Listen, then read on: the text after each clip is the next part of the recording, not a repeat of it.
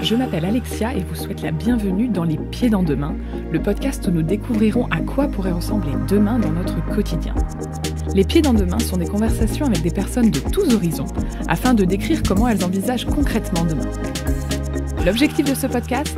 Donner la parole à des personnes pleines de bon sens, que l'on a trop peu l'habitude d'entendre, afin de penser l'après de manière réaliste et authentique. Allez, venez, on va mettre les pieds dans demain.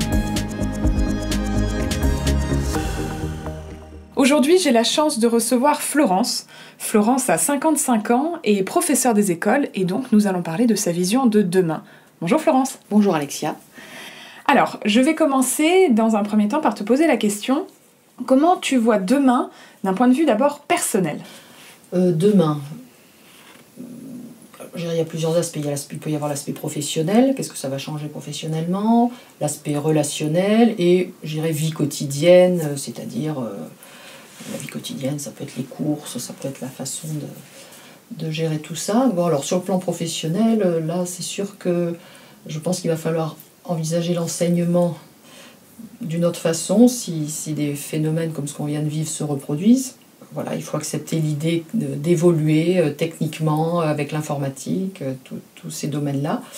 Accepter l'idée peut-être que faire classe, c'est pas nécessairement avoir 28 élèves devant soi, mais cette notion de travail à distance, c'est pas du tout évident. Même si on peut très bien y arriver, il manque quand même une petite dimension de proximité et d'interaction instantanée, qui sera toujours, à mon avis, un peu frustrante. Voilà, donc là, ça c'est sur l'aspect professionnel pour ce qui me concerne. Sur le relationnel, moi j'adore les autres, j'adore les gens, j'aime beaucoup... voilà, c'est ce qui est le plus important pour moi dans la vie, effectivement, c'est les relations avec les autres, tout ce qu'ils peuvent m'apporter. Donc, si on est à distance pour beaucoup de choses, l'apport est déjà important, mais c'est quand même pas pareil. Donc, comment dire oui, là, il va falloir renouer, rétablir ce contact autrement que par le téléphone, autrement que par WhatsApp ou je ne sais quoi. Ça, le rétablir sans crainte. Certes, alors du coup, il va y avoir sûrement là, un grand plaisir de se retrouver tout en maintenant ces fameux gestes barrières. Mais bon, après, on est plus ou moins tactile ou plus ou moins besoin du contact physique direct. Là, au moins, on a la vue, les sensations, on peut partager autre chose que du verbal, c'est-à-dire repartager des repas, repartager j'espère bientôt, des moments au cinéma, toutes ces notions-là. Alors moi, sur le quotidien, moi j'ai une façon de vivre déjà très très simple, où je m'efforce de prendre la voiture le moins possible, par souci peut-être écologique. Je ne vais pas beaucoup chez le coiffeur, mes cheveux blancs ne me dérangent pas du tout. Donc là, j'ai aucun problème par rapport à ces 2 mois sans être passé chez un coiffeur. Donc, je ne suis pas sûre que ça bouleverse. Oui, c'est ça, je vais peut-être être frustrée de me dire, bon, est-ce que je prends les transports en commun pour aller à Paris ? Quand est-ce que je vais me dire, allez, c'est bon, je peux aller au cinéma sans crainte, je peux aller dans un restaurant sans crainte. Là, je ne sais pas encore quand je vais franchir tout ça, comme les autres d'ailleurs, je pense qu'on en est tous à ce niveau-là. Voilà, donc sur certains points, moi, ça ne va pas complètement changer. Je n'ai pas eu une énorme frustration dans le confinement sur mon mode de vie. Je ne passe pas mon temps à rêver de ma prochaine paire de chaussures. Moi, je suis vraiment dans ce qui est utile.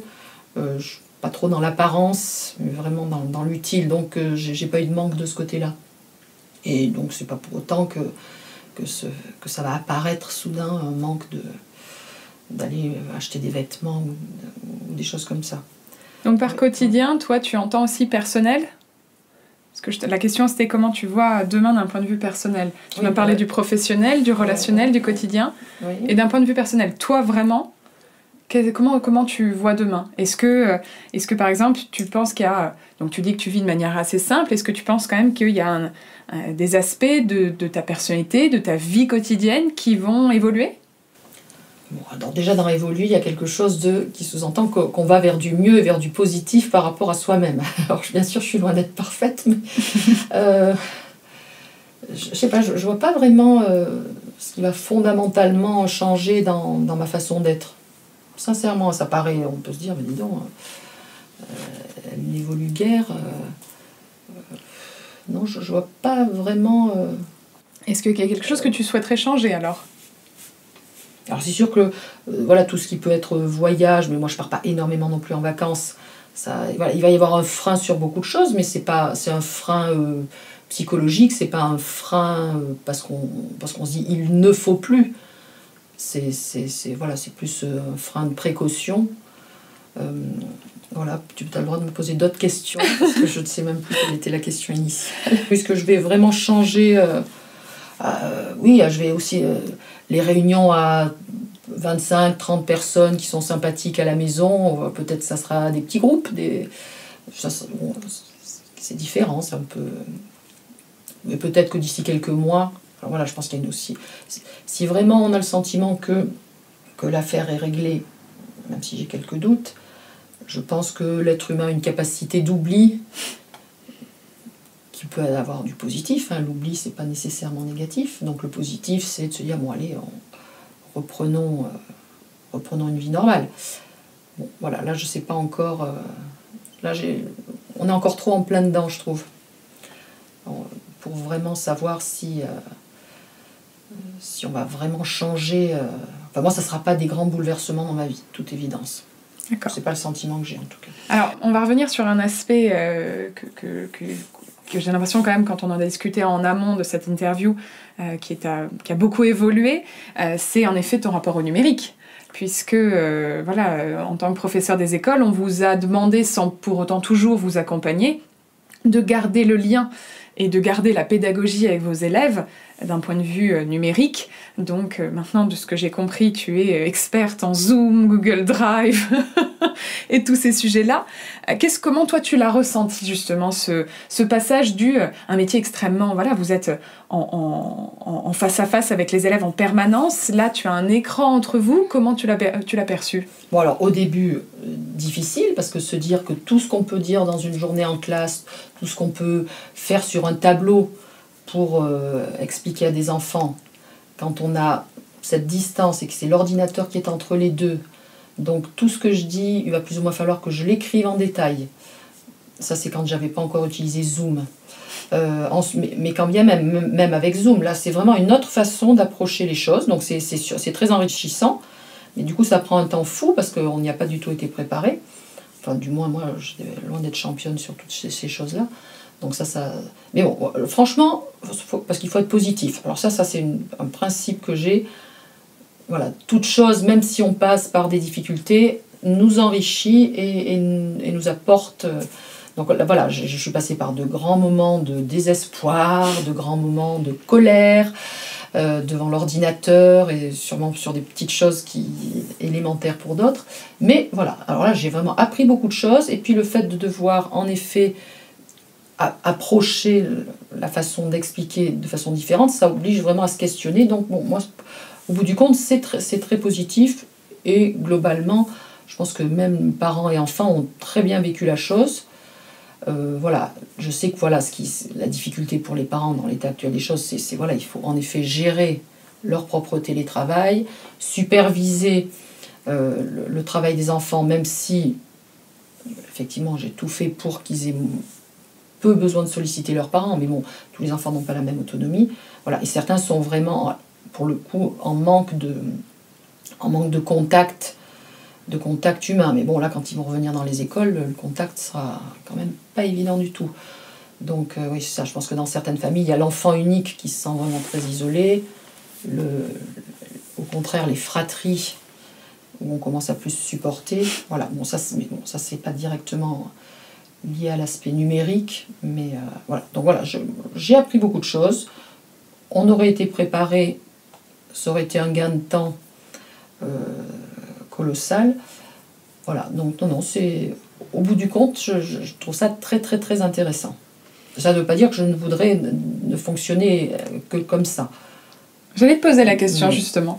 Est-ce que toi, par exemple, si on te dit, voilà, en septembre, on est obligé de repartir sur des cours virtuels, comment tu le vivrais ?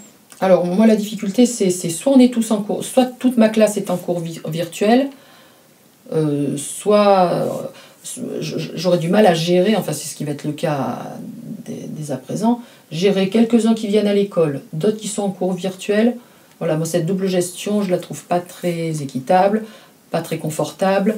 Donc voilà, moi, et puis je ne conçois pas toute une année scolaire à ne faire que du virtuel.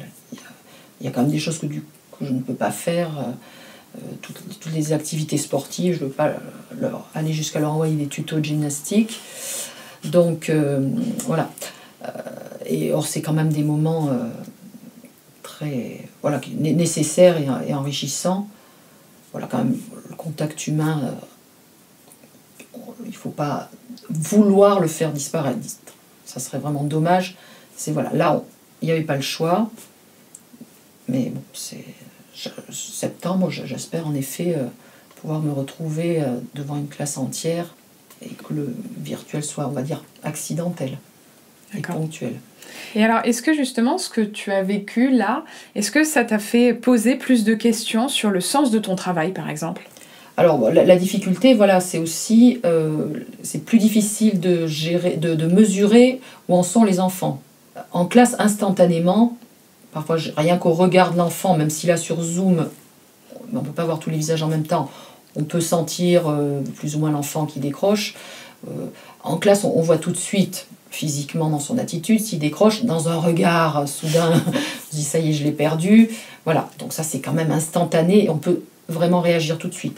Là, c'est pas évident de vraiment savoir, sauf en s'obligeant à leur fournir un travail écrit, qu'on peut noter, une sorte d'évaluation pour se dire voilà, où en sont-ils ?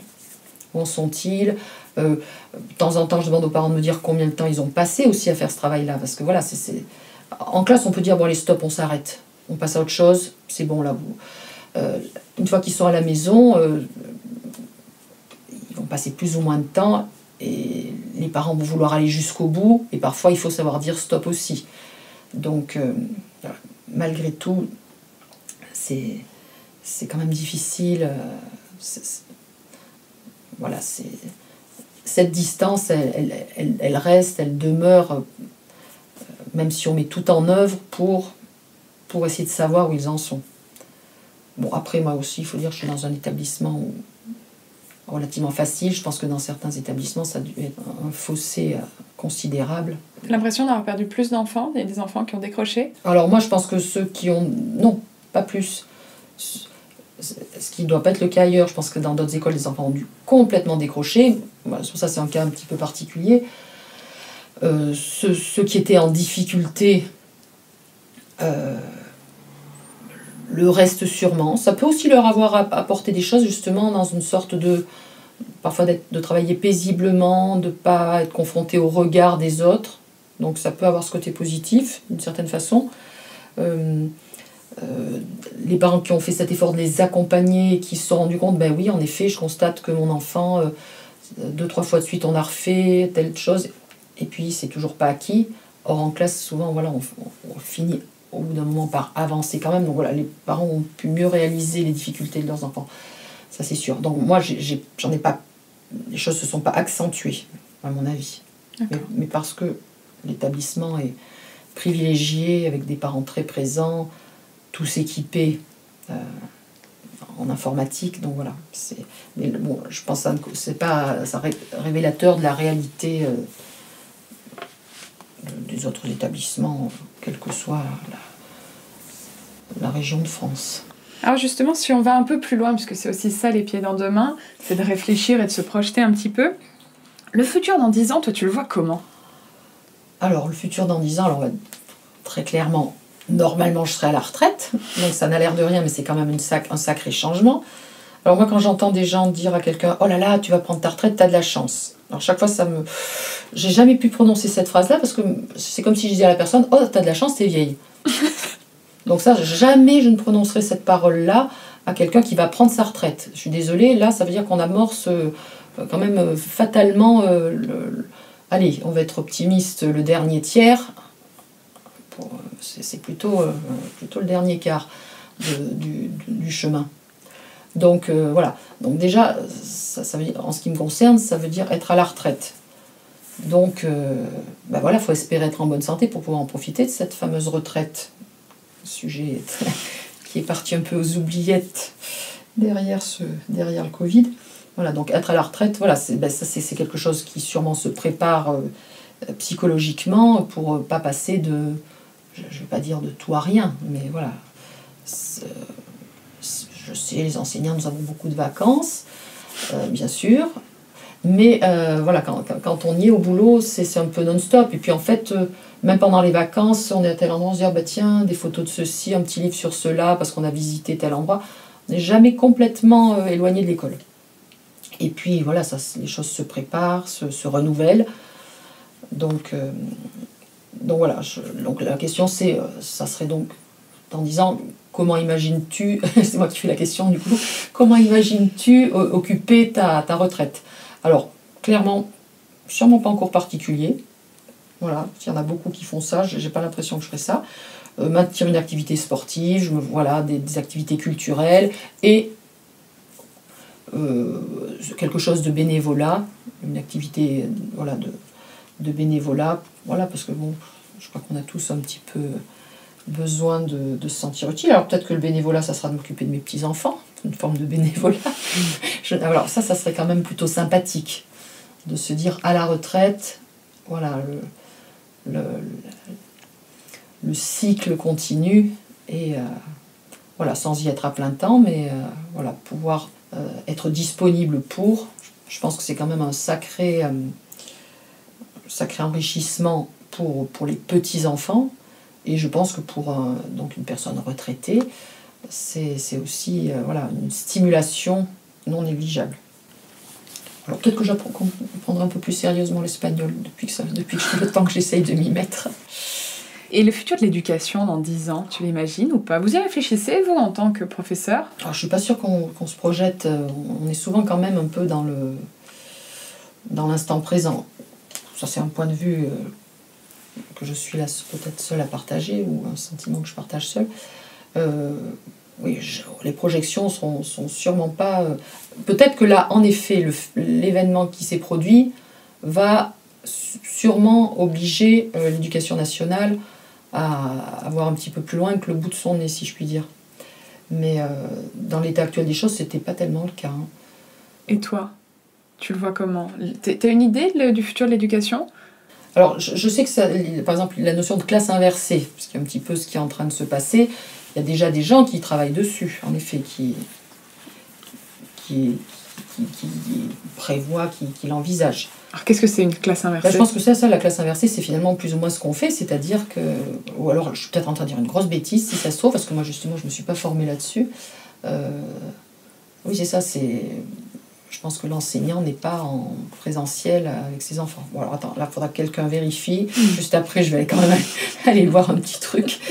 Ça serait honteux d'avoir dit une grosse bêtise là-dessus.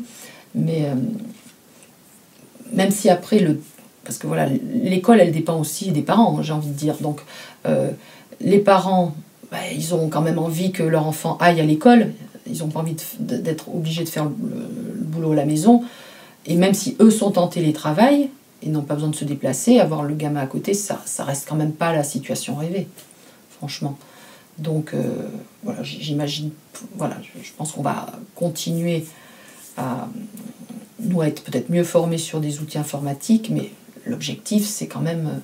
sinon, on prend un précepteur, quoi, à la fin. Si on estime que la notion de classe et de groupe n'est pas si importante, on arrive presque au précepteur. Alors, ça, c'est sûr que dans une journée de 6 heures de classe avec 30 élèves, une forme d'inertie du groupe, il faut gérer les différences de vitesse.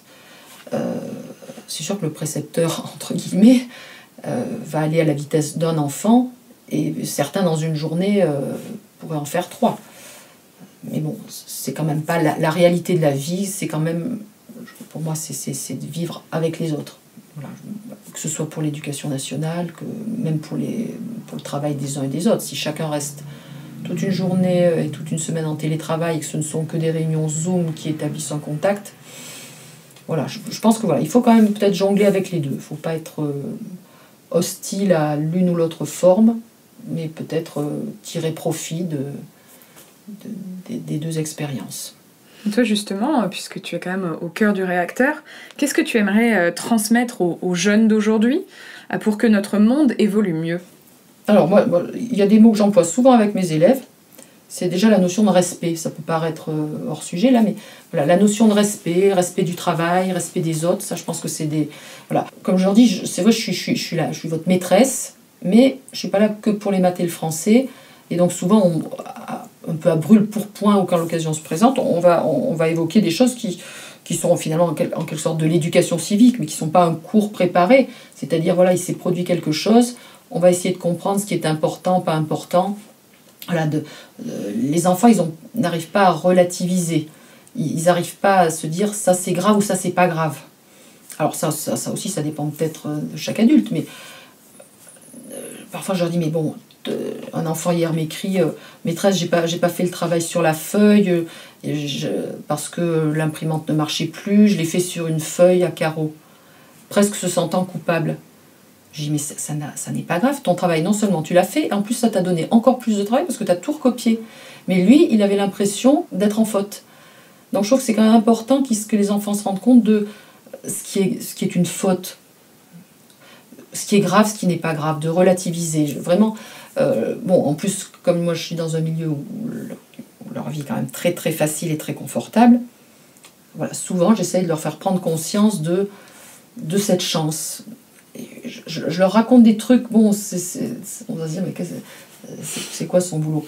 Je leur explique que déjà, rien que quand on arrive à l'école et que je vois leur sourire, ben voilà, ça y est, la journée est illuminée.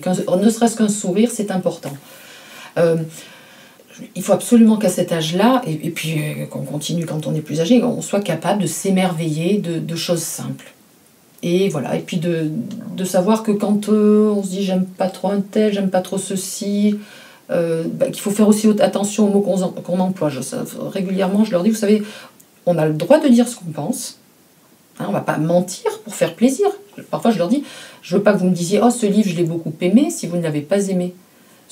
Par contre, je veux pas vous entendre dire, oh, il était nul, ce livre. Voilà, vous pouvez me formuler que ce livre, vous ne l'avez pas aimé ou quelque chose d'autre. Après, il faut l'argumenter, mais voilà, c'est important d'avoir la forme pour pouvoir être sincère, rester sincère avec soi-même.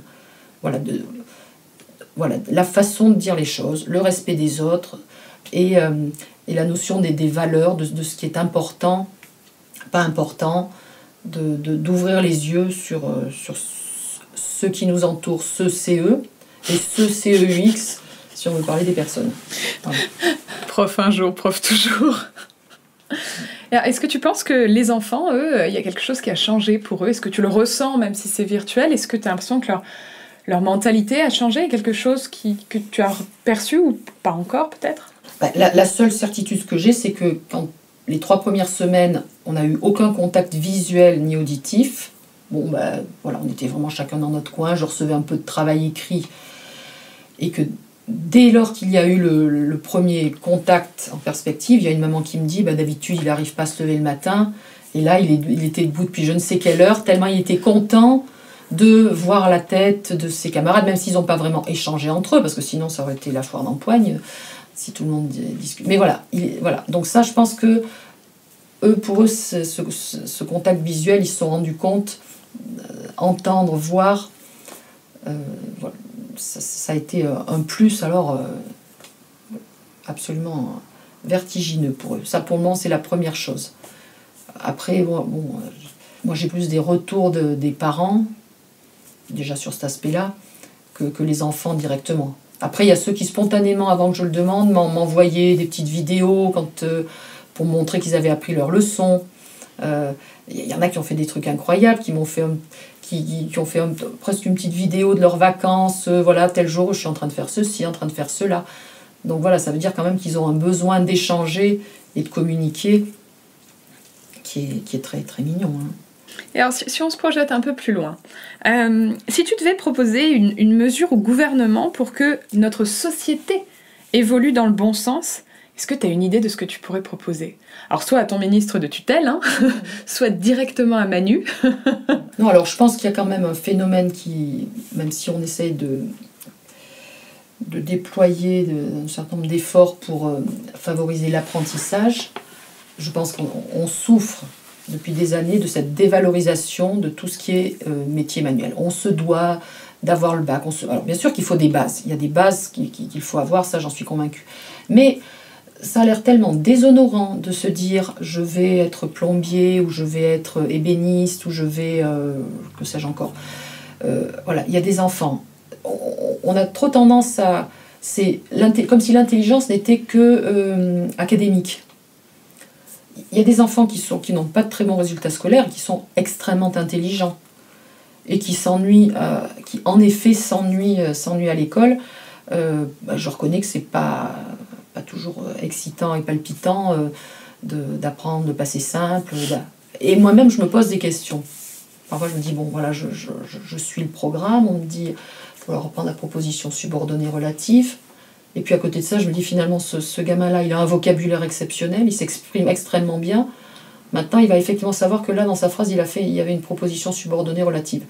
Bon, et pourtant, moi, j'ai été une élève très scolaire, qui aimait bien toutes ces choses. Je ne suis pas très créative et je le déplore, je ne suis pas une grande artiste. Et je sais que chaque fois qu'on fait des travaux manuels, des activités comme ça leur fait un bien fou, en effet. Bon, donc ça c'est ponctuel, c'est à l'école primaire, mais je pense qu'il faudrait vraiment redonner leur lettre de noblesse à tous ces métiers manuels, qui pour moi sont au niveau de l'art, bien souvent. Ne pas en faire quelque chose de désobligeant, être péjoratif. Tout le monde n'est pas fait pour suivre des études académiques. Et je pense qu'il y a beaucoup d'enfants qui passent à côté de vocation. Voilà, et puis c'est toute une vie qui est déterminée par ça, quoi. Il y a des gens qui vont être malheureux toute leur vie au travail, parce qu'en effet, voilà, ils auront fait telles études au prix parfois de gros efforts, ou pour faire plaisir à papa et maman, ou parce que, voilà, il est de bon ton d'être ceci ou cela, qui vont être malheureux toute leur vie. Bon, je pense qu'il y a des gens qui s'en rendent compte maintenant quand ils sont adultes, qui font ce changement, alors du coup en pleine conscience, mais bon, je pense que peut-être on pourrait offrir cette chance avant, mais voilà, c'est plutôt des mentalités qu'il faut peut-être changer. Super, merci beaucoup. Quand tu penses à demain, est-ce qu'il y a quelque chose qui te fait peur ? La notion de projection, que ce soit dans le passé, à me dire où est le point zéro dans le sens Big Bang et compagnie, ça m'angoisse. Projeter très loin, ça peut aussi être angoissant, donc je n'ai pas des projections très lointaines. Bon, de toute évidence, là, on a quand même bien abîmé notre planète. Elle vient un peu de prendre une grande bouffée d'oxygène, mais je pense que voilà, ça va repartir comme c'était avant. Je ne suis pas sûre que ça soit dans des proportions moindres. Pas dans l'immédiat, mais je pense que d'ici 2-3 ans, ça y est, on retrouvera notre niveau de pollution atmosphérique. Voilà, donc ça peut être... Et cette crainte, peut-être pas immédiate, je serais peut-être morte avant, mais de ces phénomènes de virus qui peuvent en effet Oui, je pense qu'il y a des cycles dans la vie, il y a eu des périodes, et est-ce qu'on ne va pas de nouveau se retrouver face à des virus qu'on n'a pas prévus, qui sont très résistants, voilà. Malgré le génie humain, en médecine, en pharmacie, ça c'est sûr. Hein. Voilà, c'est peut-être ça qui peut être angoissant pour l'avenir. Est-ce qu'il y a quelque chose qui te rassure ? Alors, ce qui me rassure, c'est vraiment, en effet, cette puissance du cerveau humain, cette créativité, vraiment cette capacité d'adaptation, vraiment ce génie humain, ces ressources que l'on peut trouver, qui fait qu'on a l'impression que tôt ou tard, on finit en effet par trouver une solution. Il faut accepter qu'avant la solution, les dégâts sont sûrement très importants, mais voilà, je suis impressionnée, admirative de tout ce que les hommes là ont, de l'humour qui a pu rester. Hein, on aurait pu devenir extrêmement morose, et cette force de l'humour qui nous sauve pas la vie, mais bon, je pense que quand même le moral, c'est quand même un élément important de notre quotidien. Vivre en ayant le moral, voilà, faut y croire. Sinon, alors là, on va tous s'arrêter. Enfin, pas moi, ça y est, c'est trop tard, mais tout le monde va s'arrêter d'avoir des enfants par la crainte du futur. Alors là, moi, voilà, je serais une jeune femme. Je me dirais pas, oh là là, c'est pas le moment de mettre des enfants au monde. Non, non. Voilà, je pense que justement, au contraire, il faut continuer. Quand tu penses à demain, est-ce qu'il y a quelque chose que tu as hâte de découvrir ? Alors là, sincèrement, je suis pas sûre de... Je pense que j'ai pas de réponse, ou du moins la réponse serait non dans ce cas. Quelque chose que j'ai hâte de découvrir. Alors on pourrait se dire, voilà, peut-être en projetant ne serait-ce que dans 3 ans, voilà, que sera devenu le monde, quelles seront nos attitudes, quelle réaction aurons-nous eu, est-ce qu'il y aura effectivement un changement, au moins juste simplement ça, juste simplement, bravo, super. Donc voilà, est-ce qu'on aura su, on a un rythme de vie assez inhumain, peut-être plus en particulier en région parisienne et dans les grandes villes, mais auquel c'est le rythme des adultes, les enfants le subissent. Est-ce qu'on pourrait, ce rapport au temps, est-ce qu'on va savoir le modifier, ce rapport au temps, c'est-à-dire prendre le temps. C'est vraiment, je dirais, la fin du XXe siècle et ce début de XXIe, mais c'est vertigineux, je l'ai peut-être déjà dit, mais parce que c'est vraiment le sentiment, cette accélération presque quotidienne. Or, on ne peut pas suivre, qu'on n'arrive pas à suivre. Donc, c'est inhumain. Voilà, je pense qu'on a perdu un rythme qui permette de s'épanouir, d'avoir le temps de profiter. Alors, si on revient sur quelque chose de plus léger, le titre de ce podcast, c'est « Les pieds dans demain ». Qu'est-ce que ça t'évoque ? Il n'y a pas de mauvaise réponse. Oui, non, mais bon, alors, je pense que chaque fois, les pieds dans, tout le monde attendait dans le plat, j'imagine, je ne suis pas la seule, mais bon.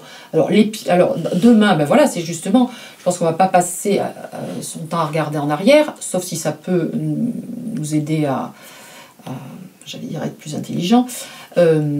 Donc, la notion de demain, très bien, hein, le but, c'est quand même de progresser, donc le progrès va pas être dans le passé. Et les pieds, ben voilà, c'est ce qui nous permet d'avancer. Voilà, l'essentiel dans la vie, je me dis, et ça aussi c'est des choses que je dis aux enfants, vous savez, ce qui compte, on va pas tous à la même vitesse, ce qui compte c'est d'avancer. Chacun va avancer. Et puis un beau jour, on s'y retrouvera en haut de la montagne ou en haut de je ne sais quelle Notre-Dame, de je ne sais quel endroit. Voilà, on n'y sera pas tous allés à la même vitesse, mais on va y arriver. Ce qui compte, c'est d'avancer. Si tu devais t'adresser à demain, qu'est-ce que tu lui dirais ? Alors, je ne sais pas si c'est parce que je m'adresserai à demain, mais moi, ce que j'ai envie de dire, c'est que j'adore la vie. Que j'adore la vie de maintenant. J'ai aimé ma vie. J'espère en avoir encore plein d'années devant moi pour continuer à lire. C'est-à-dire que voilà, même dans les moments difficiles, comme chacun en traverse,